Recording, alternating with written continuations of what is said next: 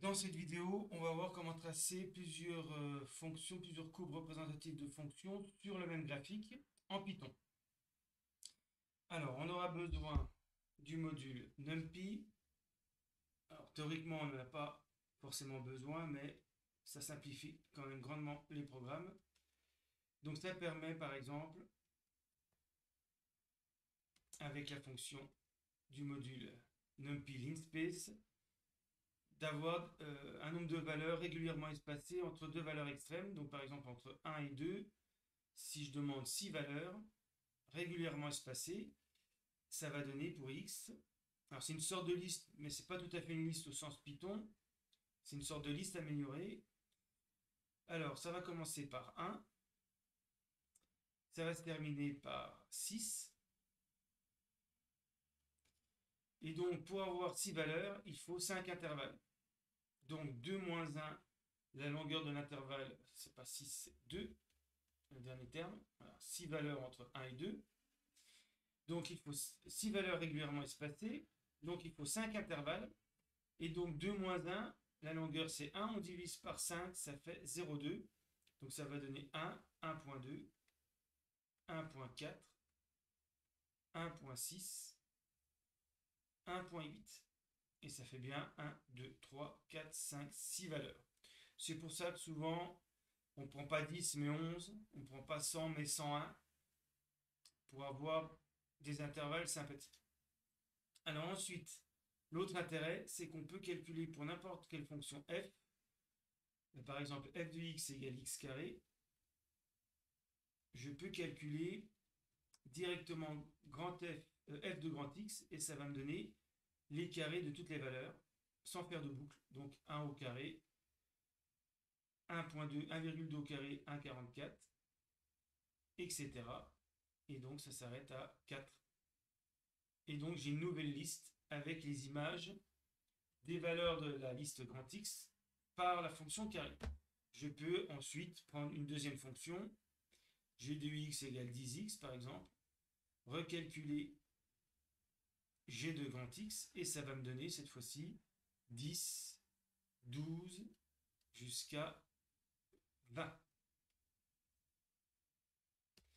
Ensuite, on va utiliser, alors, on verra qu'on va regrouper toutes les listes des images dans une liste. Donc, par exemple, ici, on aura f de grand X, g de grand X, et puis s'il y a une troisième fonction, h de grand X.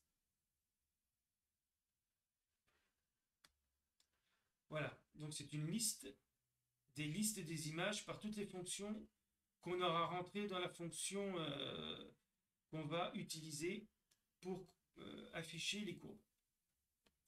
Alors, justement, pour afficher, on a besoin du module matplotlib.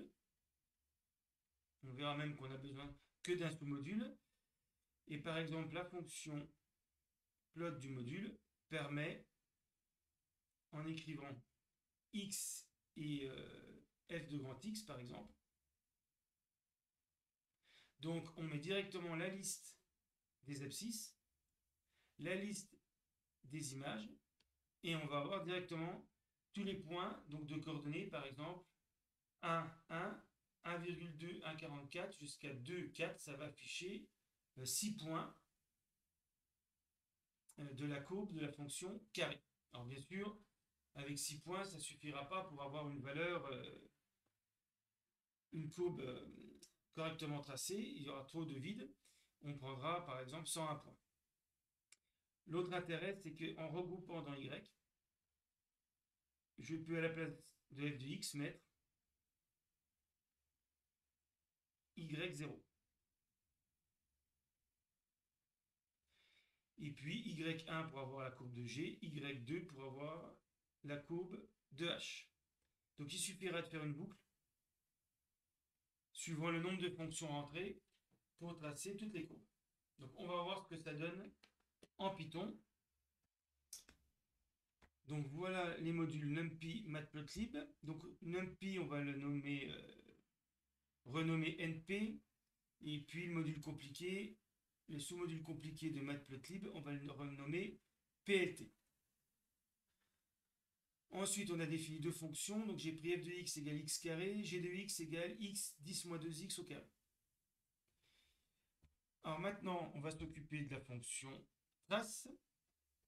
Donc, il me faut comme paramètre le x minimum et le x maximum. C'est l'intervalle sur lequel on va tracer la courbe de f et g. Ensuite, le nombre de points qu'on va utiliser, 101, 1001, etc. Et puis, alors, une méthode en Python qui permet de mettre autant d'arguments qu'on veut, c'est de les regrouper dans une liste. Donc là, toutes mes fonctions, je vais les regrouper dans une liste que je vais appeler fonction au pluriel. Voilà, c'est très pratique en Python, ça permet d'entrer autant d'arguments qu'on veut. Alors ensuite, il va falloir créer la liste des valeurs en abscisse. Donc grand X égale. On utilise donc dans le module NumPy, c'est la fonction qu'on a vue tout à l'heure, linspace. On commence à xmin jusqu'à xmax, et puis avec grand N point. Ensuite, on calcule les images par toutes les fonctions, et on regroupe toutes ces listes dans la liste grand Y. Alors, ça va être très facile en compréhension, donc revoir les listes en compréhension. On va faire varier toutes les fonctions de la liste fonction au pluriel. Donc, je prends une fonction grand F, j'applique grand F à grand X pour toutes les fonctions de la liste fonction. Donc, grand Y sera la liste de toutes les listes images de grand X par toutes les fonctions de la liste fonction. Ensuite, on utilise donc du module PLT, matplotlib, CLF pour être sûr de ne pas avoir de reste de fonction, de graphique. Alors, on va aller chercher toutes les listes une par une dans la liste grand Y. Donc ça, c'est assez pratique, ça évite d'indexer. On va chercher élément par élément, liste par liste, toutes les listes de la liste grand Y.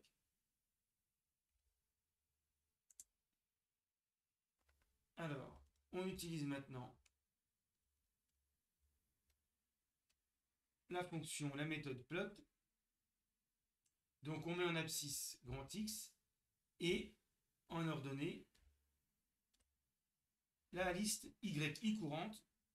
Donc s'il y a trois fonctions, grand Y contient trois listes images, donc il y aura trois boucles. Et puis, une fois qu'on a terminé les trois boucles, pas oublier de montrer le résultat obtenu.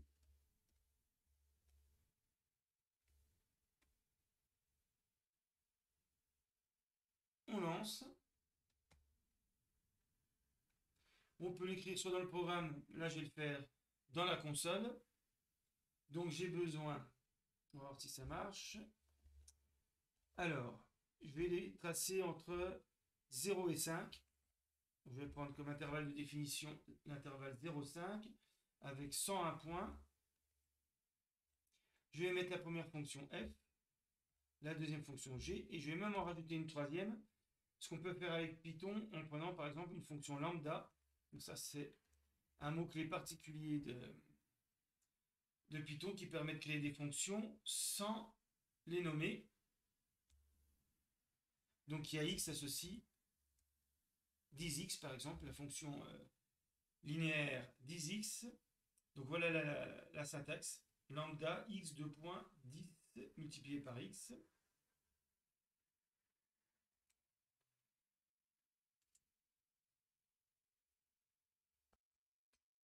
Donc voilà le résultat obtenu. Alors il faudrait modifier le programme pour faire apparaître des légendes. Donc on est bien sur l'intervalle 0, 5. La première courbe c'était x carré, c'était la courbe en bleu. La deuxième courbe c'était la fonction ici au cube, x 10 moins 2x au carré, c'est une fonction cubique. Voilà son allure sur 0,5. Et puis la troisième fonction, la fonction lambda, c'était la fonction linéaire qui a x associé 10x. Donc on a bien une droite entre 0 et 5. Et donc voilà comment on trace les trois courbes sur le même graphique.